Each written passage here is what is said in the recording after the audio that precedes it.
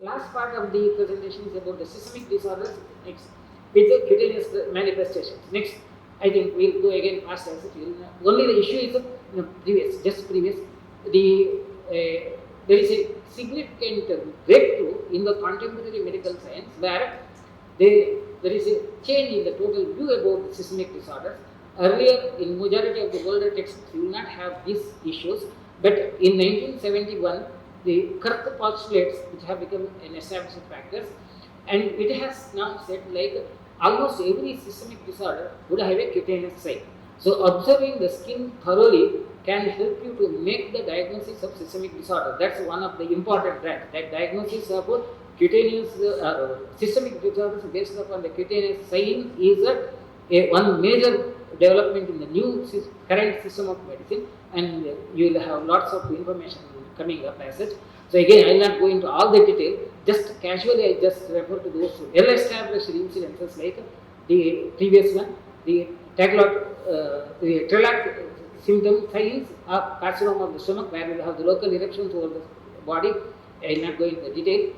Having excess of hairs over the surface could be the sign of colorectal or lung cancer. So if at all you have remembered about this kind of facial expressions in any of the persons, possibly that it could be lung cancers or colorectal cancers. Like next, the acanthosis nigra cancer, where there could be hyperpigmentation over the area, could be the sign of insulin resistance or intra-abdominal malignancy.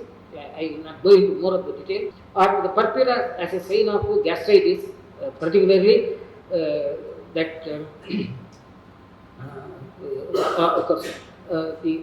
very chronic gastritis conditions. That's the one. Next one. Plummer-Vinson syndrome, well established, iron deficiency anemia presenting with that 𝐈𝐿𝐴 and the tongue-like signs. Next part.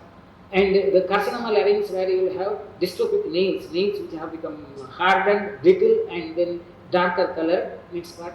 Or hepatitis C presenting the cutaneous sign. I think in the last presentation also I have shown the same images like the clinical signs of hepatitis, cutaneous signs of hepatitis C.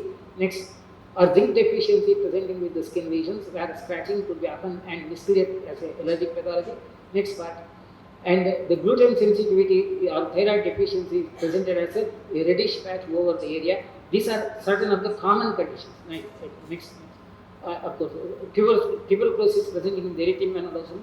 Just I have referred to only few of the common conditions which can be helpful. Of course, there is a huge issue that cutaneous signs in systemic disorders is a major issue.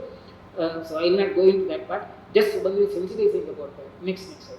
We will go to the end of that. That's about this. I will conclude about this.